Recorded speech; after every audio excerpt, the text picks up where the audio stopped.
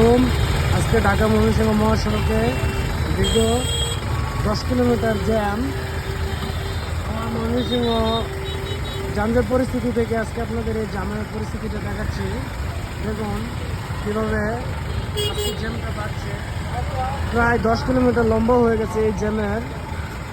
সবাই আজকে ব্রিজের দিকে ঢুকতে হলে ঢাকা রুট দিয়ে একটু চিন্তা ভাবনা করে ঢুকবেন।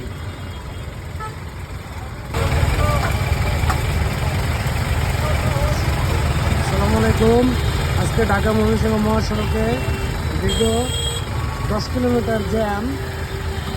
আমার ময়মনসিংহ যানজট পরিস্থিতি থেকে আজকে আপনাদের এই জ্যামের পরিস্থিতিটা দেখাচ্ছি।